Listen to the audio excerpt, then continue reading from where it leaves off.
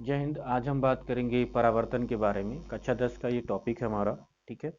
और इसमें हम देखेंगे प्रकाश का परावर्तन कैसे होता है, क्या तरह से ये चीज़ें होती हैं, इसके विषय में आप जानेंगे हम लोग। तो पहले हम बात करते हैं प्रकाश के बारे में। एक ऐसा विकिरण या ऊर्जा जो हमारी आंखों में दृष्टि संवेदना को उत्पन्न करता है, उसे हम प्रकाश कहते हैं। ठीक है। तो प्रकाश के मतलब होता है कि आपको जो वस्तुएं दिखाई देती हैं वो प्रकाश के माध्यम से दिखा देती हैं। यानी प्रकाश अगर ना रहे तो आपको वस्तुएं दिखाई नहीं देंगी। ऐसे जैसे आपका अंधेरे का कमरा है और कमरे में क्या होता है कि कोई चीज़ होती है जो दिखाई नहीं देती है, लेकिन जैसे आप प्रकाश पड़ता है तो वस्तुएं हमें आसानी से दिखाई देने लगती हैं। तो वही चीज़ होता है। अब हम बात करते हैं प्रकाश का परावर्तन क्या होता है। कि जब प्रकाश किसी चिकने तल पर गिरता है तो उसका अधिकांश भाग टकराकर वापस लौट जाता है। इस प्रक्रिया को प्रकाश का परावर्तन कहते हैं।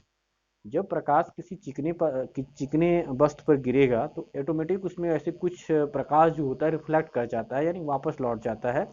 इस प्रक्रिया को हम प्रकाश का परावर्तन कहते हैं। अब ये दो चीजों पे ज्यादा डिपेंड करता है।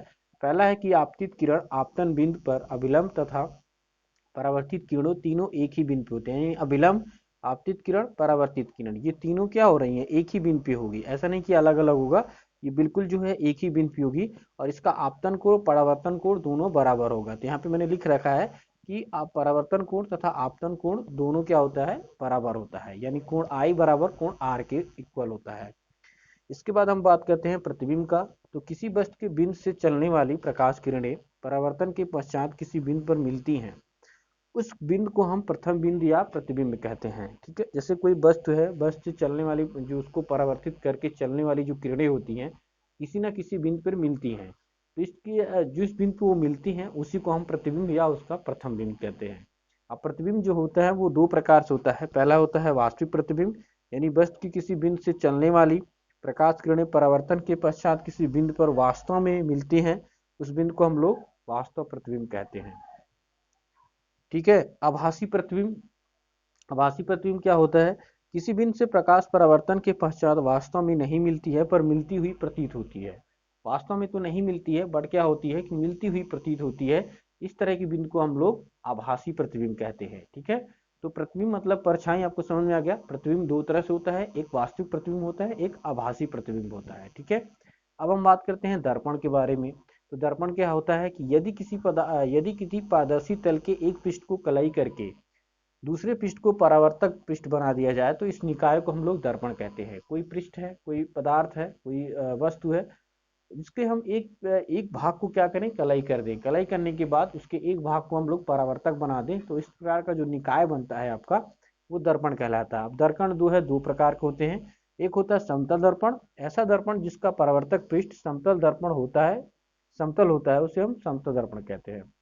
ऐसा कोई परावर्तक जो पृष्ठ होता है वो क्या होता है, एक तरफ आपका समतल होता है लेकिन दूसरी तरफ उस पर कलाई कर दी जाती है। और जो परावर्तक का कार्य होता है वो समतल के भाग से होता है। इस तरह का जो निकाय होता है उसे हम समतल दर्पण कहते हैं। ठीक है। इसके बाद आता है गोली दर्पण। ऐसा दर्पण जिसका जो है जो आपका परावर्तक पृष्ठ गोली भाग से होता है उसको हम क्या कहेंगे, गोली दर्पण कहेंगे। अब गोली दर्पण भी दो तरह का होता है, एक होता है अवतल दर्पण, एक होता है उत्तल दर्पण। तो वह गोली दर्पण जिसमें उभरे तल पे कलई की जाती है और परावर्तक दबे तल से होता है तो अवतल दर्पण कहलाता है। ठीक है। मतलब कलई की जाती है उभरे, यहाँ पे मैंने एग्जांपल भी लिख रखा है, देखिए उभरे हुए तल पे क्या होता है, कलई की जाती है। परावर्तक आपका दबे हुए तल से होता है तो उसको हम क्या कहेंगे, अवतल दर्पण कहेंगे। उत्तल दर्पण क्या होता है कि वह गोली दर्पण जिनमें दबे तल पे कलई होती है, परावर्तक उभरे सतह से होता है तो उसको हम क्या कहेंगे, उत्तल दर्पण। तो ये इसका एग्जाम्पल हो गया। इसमें देखिए कई सारी चीजें होती हैं, जैसे आपका दर्पण का ध्रुव क्या होता है, वक्रता केंद्र क्या होता है, वक्रता त्रिज्या क्या होती है, फोकस दूरी, दर्पण का द्वारक, मुख्य फोकस, ये सारी चीजें इसमें इंक्लूड रहती हैं। तो आप लोग एक बार इसका स्क्रीनशॉट ले लीजिए, फिर आगे हम आपको नेक्स्ट वीडियो मिलेंगे। अभी के लिए बस इतना ही। जय हिंद।